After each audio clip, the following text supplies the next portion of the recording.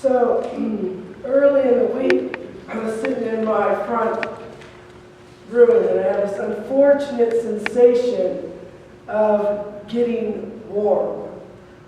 Too warm, slowly, sort of like a frog in a pot that the water's gradually turned up. I realized all of a sudden it was in the mid-80s in my living room, and that's not really the temperature that I like to keep the living room in. I had met a handyman who was scheduled to come by to talk to about other matters with me at the home. So when he was there, I mentioned, my little air conditioning problem. And we went to the fuse box, and he pulled out his meter, and he put it up there on the wires, the 220 wires, and there was power coming from the fuse box. That wasn't it. And then I had previously pulled off the panel of the air conditioner, checking all the wires out, and we vacuumed it out in there, and the two of us sitting in the hot sun on the side of my house with one of those big AC boxes, and we put the side back on, and we're thinking, well, maybe.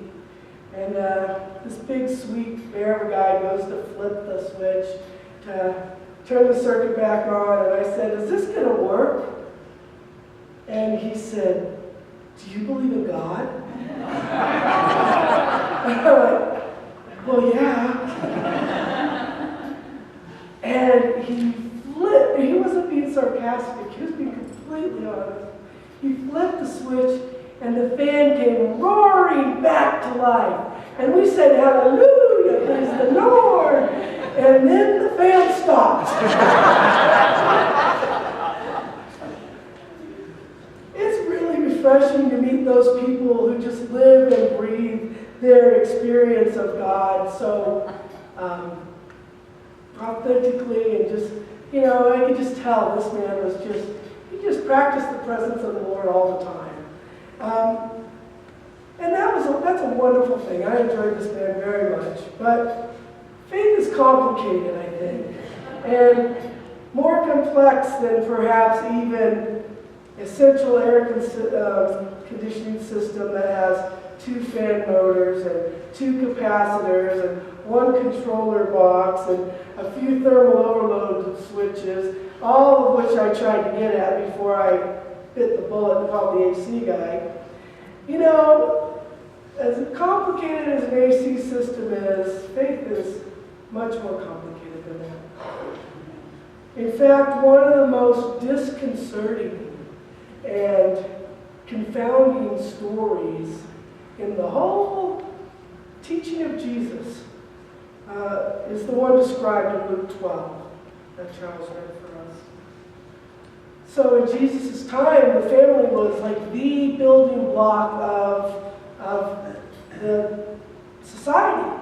And if you were not with your family in a certain way and not connected with them, you're in trouble. Because that was health, well-being, social status. We could go on because we've taken the class from Chuck about all these matters about the society in Jesus' time. So in the scripture that Charles read to us, when Jesus framed the urgency of his mission as something so important it would rip families apart, Jesus was at his most fierce. It was a very uncomfortable passage then, and if we really listen to it, as it is now. For goodness sakes, just not too many weeks earlier, you were reading about Jesus and the story of the prodigal son, if you're reading through Luke, and this is the story that teaches what? That there is, in the midst of forgiveness, there's room for reconciliation between Father and Son, between God and humanity. The long-lost son can be redeemed and transformed. And Jesus uses this parable of family and the power of family connection to get this really important spiritual message across. And we have the stories from Hebrews 11 that Charles faith stories. And the book of Hebrews was written partly to combat the melancholy and the frustration, and to encourage Christians who are having trouble trying to figure out why Christ did not return again immediately after his resurrection. So, into this group of people wondering, where is Jesus? These stories of faith are told. They needed to hear about these stories of faith journeys and be reminded of these ancestors who took the leap of faith, right? And how it changed them, and how they took unknown paths as part of their faith journey. And guess what? Even though their faith felt tested, it was deepened. And they had powerful experiences that generation after generation were telling. They needed to hear the famous, probably the most famous verse about faith in the Christian Testament, at least. Faith is the assurance of things hoped for, the confidence of things not seen. Faith is the assurance of things that we're hoping for, and confidence of things not seen. Now, some of you grew up in the King James Version, right? Households, right? What was it? Faith is the evidence of things hoped for, and the conviction of things not seen. Conviction of things hoped for, evidence of things not seen. So there's this way in which how we think about the world, how we hold the world, how we are in the world goes beyond what we can see. Martin Luther King Jr. said, faith is taking the first step even when you cannot see the whole staircase. That's faith. And it can be challenging and complicated, more complicated than an air conditioning system. And Abraham and Isaac and Jacob and Sarah all had times of deep discernment, dismay, discovery, as they took one step down the staircase after another. So how many of you expect to have distressing, disturbing, discerning times in your faith life? How many are like, Brenda, you expect it, right? Kind of, we don't want it, but we sort of expect it because, that's kind of like life and how life unrolls. And as you know, if we're going to live a life of faith, we have to expect that there are going to be situations and people that cause our faith to change, our attitudes to evolve. So, but it's different what Jesus is saying. A little bit different than that, Hebrews is talking about faith journeys that we're all called to. But Jesus is saying fiercely, harshly, faith will divide father from son. Faith will divide mother from daughter. If Jesus is that place with how he's understanding faith, he must really feel that the stakes are high. Why else would he articulate that kind of a breach and a fissure in family life? The stakes must have been high. And what he's saying here is the stakes are really high, and you guys aren't seeing it.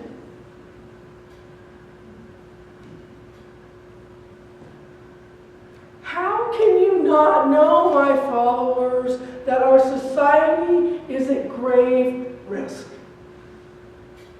How can you not see this destructive storm ahead? You can see the weather. You can open your eyes, see the weather, and make predictions generations. But you can't see the social climate that's going to be destructive for generations, for hundreds of years, for thousands of years to come. And Jesus is talking about this one point in history. But there's times when we're all called to dig deep. Really deep.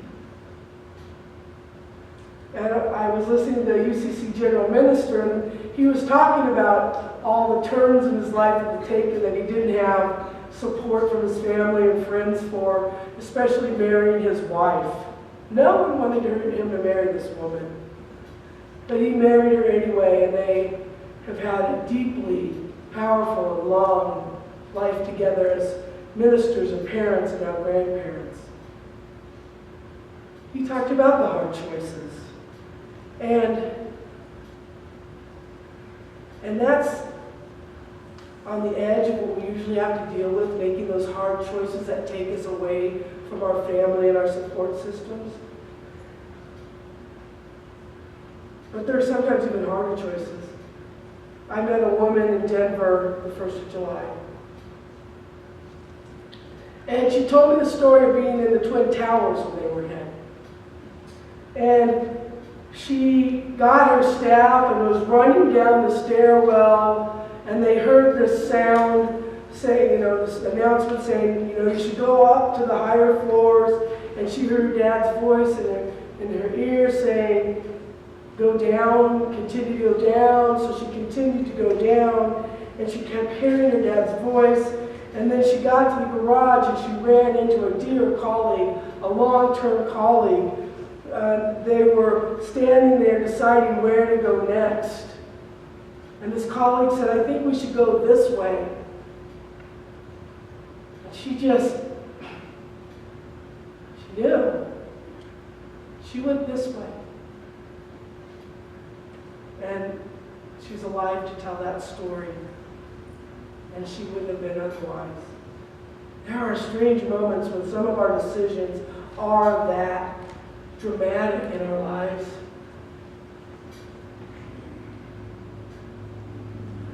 I think what Jesus was saying, that a time and a point in history that was as profound as this one was for the woman in the Twin Tower was happening in his society. He was watching big changes, right? This community that lived by their own hands with their own farms. It was the first time that a few people were buying up the land and starting to hire workers, which immediately created this situation of an underclass, right? Where the workers didn't have enough food to feed their family. Huge systemic issue that is happening right as Jesus is standing there and looking at wanting to bring the kingdom of God to this place, to this time.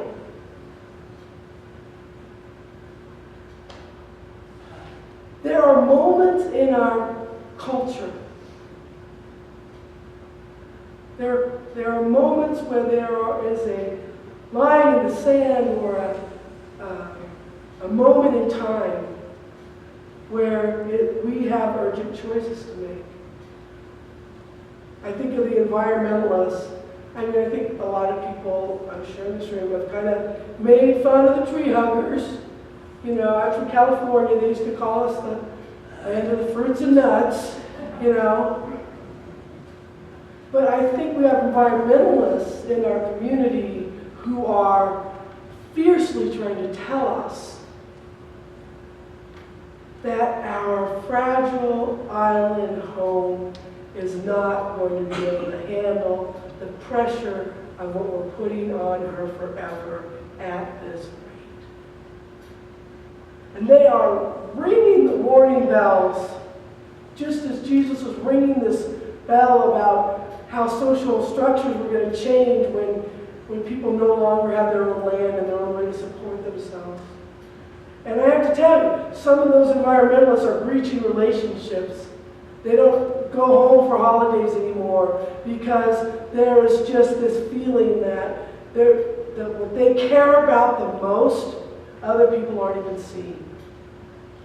I heard a billionaire speak, and I'm not sure if I mentioned this to you before, on a TED Talk, and he was speaking to the whole TED Talk audience, but he was mostly speaking to his billionaire friends. And he said, there will be billionaires. So that's a lot of millions. How many millions in a billion? Anybody? 1,000. He's 1,000+ millionaire. That's a lot of money. So there's this billionaire, and he's telling his colleagues, look, if we continue to support the system where the rich are getting richer, where now less than 1% has 90% of the wealth, there will be an uprising. Eventually, when the people who are the poorest, and especially the working poor, can no longer support their families, and they're watching you build these mansions that have gates around them to protect you, they, meaning some of us in this room, they're going to revolt. And his billionaire is telling his billionaire friends, we have to do something. This is dangerous. Do you think he's popular with his billionaire friends? No. But I mean, I kind of admire the guy. He's trying to get cultural change and political change at the highest level. And he's probably one of the few people who can get into the room of those who can make that change. It's a big risk for him. And see, this isn't my sermon. You always got to be worried when I go off script.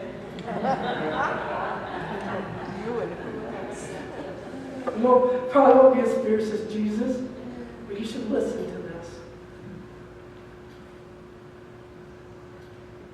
This church.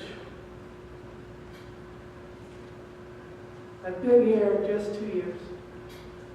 And one of those years was the hardest year of my life. And since I've been here, over 30 people came every Sunday, have moved to live with their children, have died, gone on and been born in the arms of God. What would this place look like with 30 more people in it? We kind of liked it that way, didn't we? And so 30 more people start coming to church. Actually, 28 have joined in the last 2 years.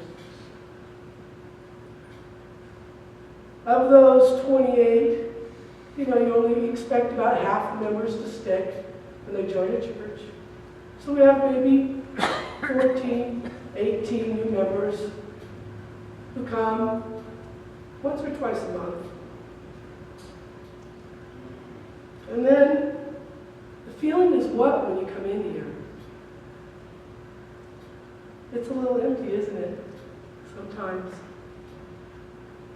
I miss I'm very glad the Moores have taken the seats right there because Eric Rockingham, his wife, used to sit there.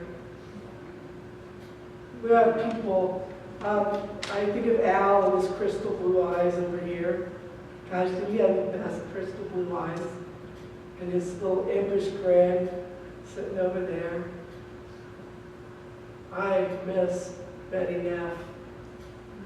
Talk about another set of crystal blue eyes. We can go around the room. And if we put all those people back where they were every week, this place would be how we like it to feel. But new people, by the cultural thing, aren't coming to church as much. So our new members who love the church, don't come as much. So I want to say that it's time for this community to take seriously the next phase of the mission and ministry of this church. We have been a certain church for decades, and gradually we are no longer that church. And I think some people like to blame that on the pastor. You know, if only she didn't say the word gay quite as much, or, you know, if she only had, I don't know. But the truth is, this is your church.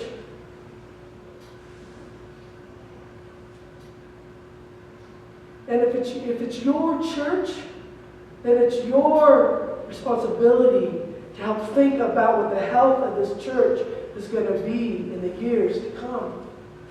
And this is a special church. I've never heard of a church where people feel so loved and greeted when they come in. There's a, what do you call that? The feeling of the place, the spirit of the place. It is full of love and welcome when you walk into this place.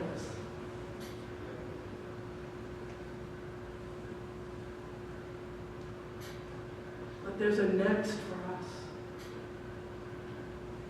And I think if Jesus were here, and God knows I'm close to talking for Jesus, unless it's written right there. Look, if Jesus was here, he'd probably say, look, this is a trend. Do you see it? What are we going to do? What are we going to do? Are some of the people who love this church and are newer going to come more and get involved in programs?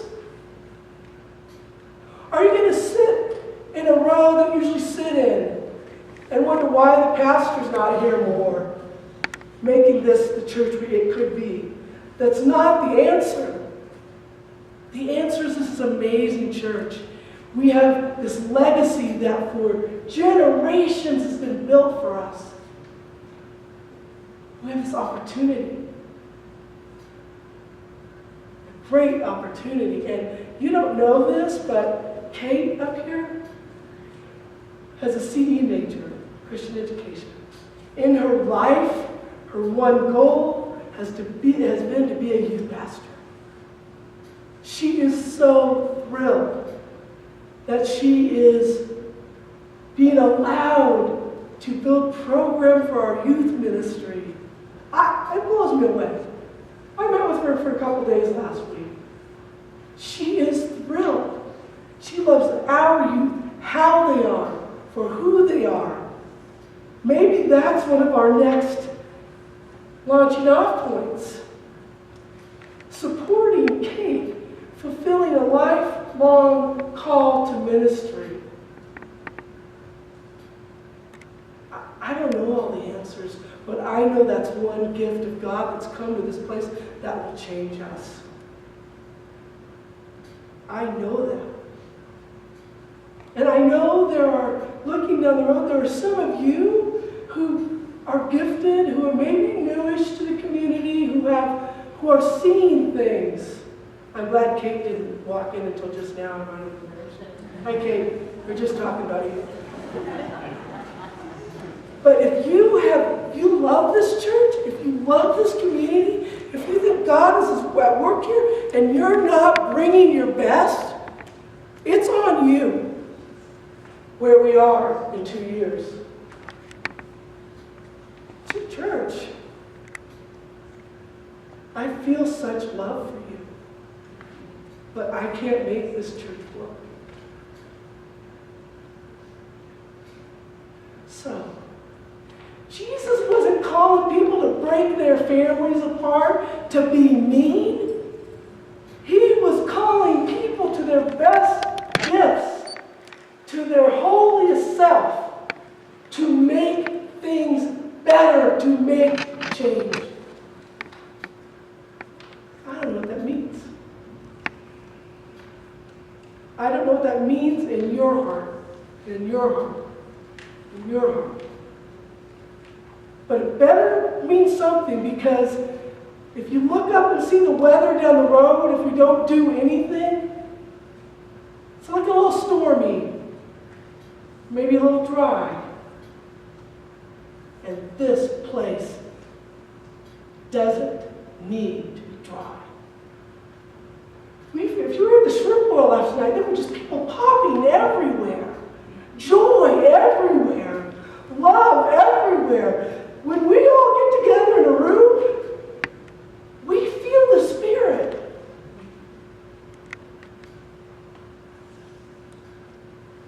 I don't know. Just something I've been thinking about. I love you, and I really, really, really want to feel us opening up to what God is in this place, in our hearts, and not let tribalism, or familyism, or politicalism keep us from doing the good work God is calling us to in this room, this community, and in our lives. Amen.